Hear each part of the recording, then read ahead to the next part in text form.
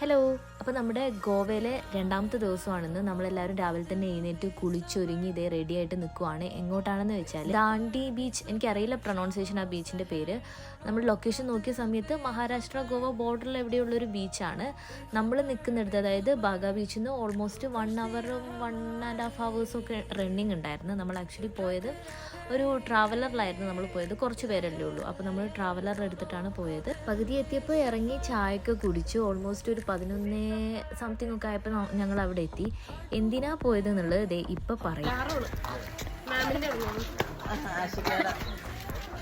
Guys ചെല്ലുന്നില്ല. അയ്യോ, hi guys, welcome back to my YouTube channel. Hi guys, നമ്മളിന്ന് second day of Goa ട്രിപ്പാണ്.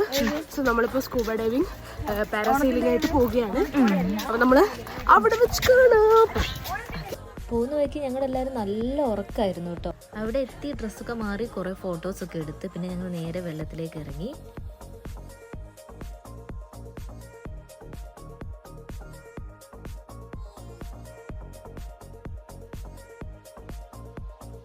നിങ്ങളിപ്പോൾ വെള്ളത്തിൽ കണ്ടുകൊണ്ടിരിക്കുന്നത് എന്നെയാണ്. എന്തൊക്കെയോ മീന് കാര്യങ്ങളെന്ന് പറഞ്ഞാൽ ചെറിയ 1-2 മീനും പിന്നെ ഒരു വലിയ മീനും എൻ്റെ ഫ്രണ്ടിൽ കൂടെ പോയി. അത്രേ ഞാൻ കണ്ടുള്ളൂ.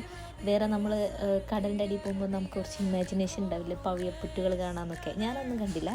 ഞാൻ ഈ കാണുന്ന മീനും പിന്നെ ഒരു മീൻ എന്തോ ഇങ്ങനെ വന്ന് ചാടി പോയതുപോലെ എനിക്കെന്തോ ഒരു ഫീലാണോ അല്ലേ ശരിക്കും പോയോ എന്നുള്ളത് എനിക്കറിയില്ല.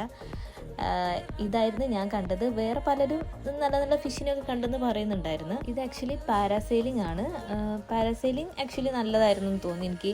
സ്കൂബ ഡൈവിങ് നമ്മൾ പറഞ്ഞ് ആ ഒരു ഇതിൻ്റെ അത്ര അങ്ങോട്ട് ഭയങ്കര ലക്ഷദ്വീപൊക്കെ പോകുമ്പോൾ കിട്ടുന്ന ആ ഒരു ഇത് പ്യുവർ വാട്ടർ, തെളിഞ്ഞ വെള്ളമൊന്നും ഉണ്ടായിരുന്നില്ല. അതുകൊണ്ട് അതെനിക്ക് അത്ര ഇതായിട്ട് തോന്നിയില്ല. പക്ഷേ പാരാസെയിലിംഗ് നല്ലതായിരുന്നു. അവർ വെള്ളത്തിലൊക്കെ ഇട്ട് മുക്കി കറക്കിയൊക്കെ എടുത്ത്. പിന്നെ നമ്മൾ ബനാന റൈഡ് പോയിട്ടുണ്ടായിരുന്നു. ബനാന റൈഡ് നമ്മുടെ വീഡിയോസൊക്കെ എൻ്റെ കയ്യിൽ നിന്ന് മിസ്സായിപ്പോയി. ഞങ്ങൾ ആരുടെയും വീഡിയോസ് എൻ്റെ കയ്യിലില്ല. ഇത് ആക്ച്വലി നമ്മുടെ ടീമിലെ സാർമാരാണ്. സാർമാരുടെ വീഡിയോസ് മാത്രമായിരുന്നു ഇന്നത്. ഇതും എന്താ പറയുക, ഒറ്റ റൗണ്ടൊന്ന് പോയിട്ട് ജസ്റ്റ് തിരിച്ച് വന്നതേ ഉള്ളൂ. ഇത് ഇങ്ങനെ ഒറ്റ റൗണ്ട് പോയി വന്നിട്ട് നമ്മളെ കറക്കി വെള്ളത്തിലേക്ക് അങ്ങ് ഇട്ട് കളയും.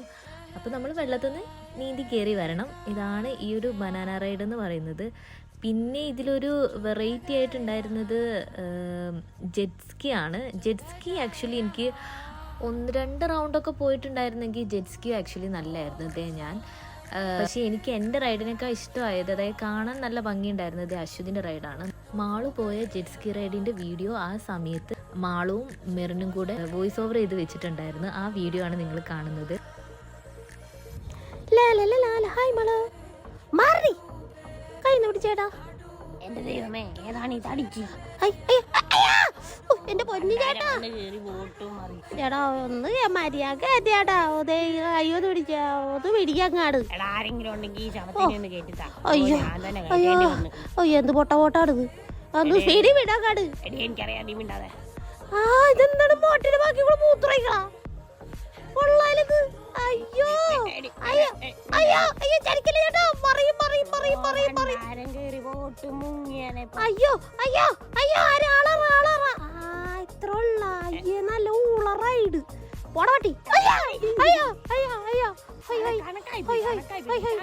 ഈ വോയിസ് റെക്കോർഡ് എങ്ങനെ ഉണ്ടായിരുന്നുണ്ട് കമൻറ്റ് ബോക്സിൽ കമൻറ്റ് ചെയ്യണേ. പിന്നെ 1-2 റൈഡും കൂടെ പോയിട്ടുണ്ടായിരുന്നു. പക്ഷെ അതിൻ്റെ ഒന്നും വീഡിയോസ് എൻ്റെ കയ്യിലില്ല, എല്ലാം മിസ്സായി പോയി. അത് കഴിഞ്ഞ് ഞങ്ങൾ നേരെ റൂമിൽ പോയി ക്ഷീണമൊക്കെ മാറ്റി നേരെ ഫുഡ് കഴിക്കാൻ പോയി. പിന്നെ കുറച്ച് ഷോപ്പിംഗ് ഒക്കെ ചെയ്തു, കിടന്നുറങ്ങി. ഇതാണ് ഞങ്ങളുടെ ഗോവയിലെ സെക്കൻഡ് ഡേ. ഇനി തേർഡ് ഡേക്ക് വേണ്ടി വെയിറ്റ് ചെയ്യുക. Till then bye.